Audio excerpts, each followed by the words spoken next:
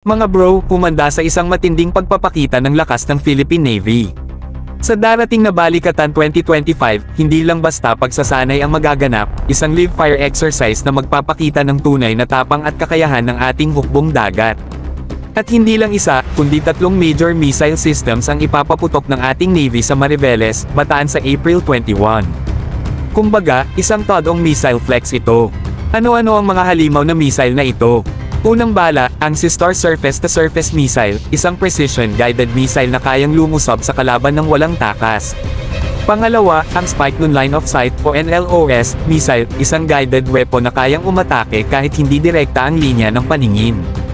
At pangatlo, ang Mistral Surface-to-Air Missile, isang matinding depensa kontra sa aerial threats. Mga bro, ito ang sagot ng ating Navy laban sa anumang banta sa ating karagatan.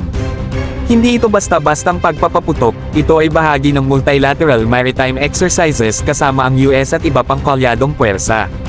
Ibig sabihin, hindi lang natin ipapakita ang ating firepower, kundi pati na rin ang ating kakayahang makipag-coordinate sa international forces sa real-world combat scenarios.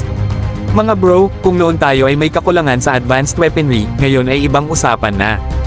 Ang modernisasyon ng Philippine Navy ay hindi lang sa papel, ito ay nasa harapan natin, aktwal na lumalaban, at ipinapakita ang tunay na kakayahan. Hindi ito simpleng training exercise lang, kundi isang mensahe sa lahat na ang ating bansa ay seryoso sa pagtatanggol sa ating teritoryo. At syempre, hindi lang ito tungkol sa missiles, kundi tungkol sa ating mga sundalo, ang ating mga modernong mandirigma sa karagatan.